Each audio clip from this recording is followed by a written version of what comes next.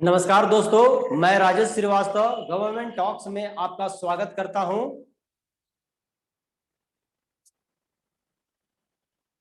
राष्ट्रपति सचिवालय द्वारा जारी प्रेस विज्ञप्ति में कहा गया कि राष्ट्रपति कोविंद ने कश्मीर की युवा पीढ़ी से उनकी समृद्ध विरासत से सीखने का आग्रह किया।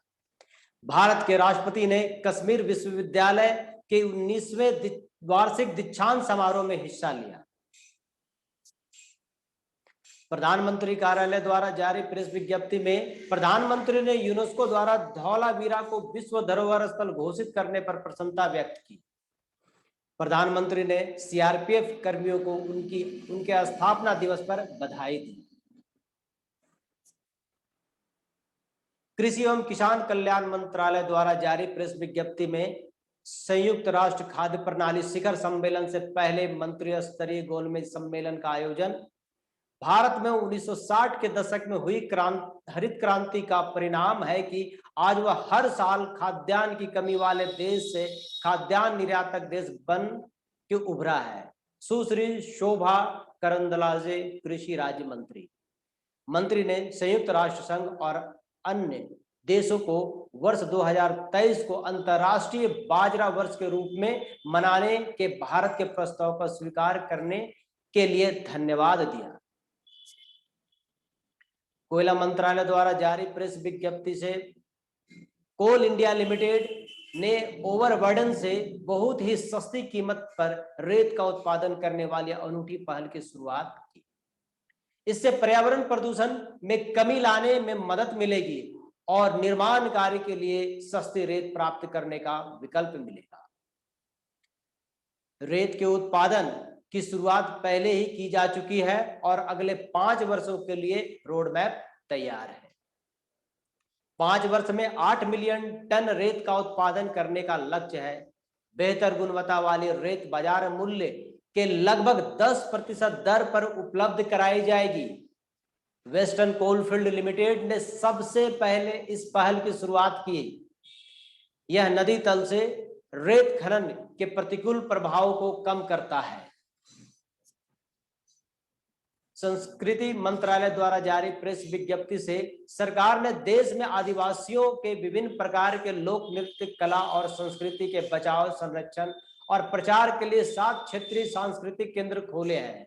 श्री जी किशन रेड्डी साहित्य अकादमी विशेष रूप से गैर मान्यता प्राप्त और आदिवासी भाषाओं के संरक्षण और प्रचार को प्रोत्साहित करती है। जनजातीय अनुसंधान संस्थानों को सहायता भोजन के तहत सहायता योजना के तहत राज्य सरकारों को इसके संरक्षण और समर्थन के लिए धनराशि प्रदान की गई है। भारत के 40वें स्थल को विश्व धरोहर स्थल का दर्जा मिला। कच्छ का रण गुजरात में स्थित हड़प्पा काल के स्थल के रूप में विख्यात धौलावीरा को यूनेस्को ने विश्व धरोहर स्थल के रूप में मान्यता दी। रक्षा मंत्रालय द्वारा जारी प्रेस विज्ञप्ति में कहा कि रक्षा मंत्री श्री राजनाथ सिंह तजाकिस्तान में संघाई सहयोग संगठन के रक्षा मंत्रियों की बैठक में हिस्सा लेंगे। रक्षा मंत्री 3 दिवसीय दौरे पर आज दुशांबे रवाना होंगे। कल संघाई सहयोग संगठन एससीओ के रक्षा मंत्रियों की बैठक को संबोधित करेंगे। सदस्य देश रक्षा सहयोग के विषय पर चर्चा करेंगे। रक्षा मंत्री की अपनी ताजिक समकक्ष से मुलाकात संभावित। पृथ्वी विज्ञान मंत्रालय द्वारा जारी प्रेस विज्ञप्ति से सरकार ने देश में मानसून पर जलवायु परिवर्तन के प्रभाव का पूर्वानुमान लगाने के लिए स्वदेशी जलवायु मॉडल विकसित किया। डॉक्टर जितेंद्र सिंह। सूचना और प्रसारण मंत्रालय द्वारा जारी प्रेस विज्ञप्ति में इंडियन पैनोरमा की प्रविष्टि की अंतिम तिथि निकट। विज्ञान और प्रौद्योगिकी मंत्रालय द्वारा जारी प्रेस विज्ञप्ति से भू अनुसंधान विद्वानों की राष्ट्रीय बैठक में सतत विकास हेतु समाधान खोजने में पृथ्वी विज्ञान के महत्व पर जोर दिया गया। अत्यंत संवेदनशील और उपयोग में आसान सेंसर 15 मिनट में भोजन तथा पानी में मौजूद आर्सेनिक का पता लगा सकता है। अंतरिक्ष में एक तारा टूटने के बाद उसमें हुए छोटी अवधि के पहले गामा किरण विस्फोट को देखने वाले खगोलविद में भारतीय खगोलविद भी शामिल है।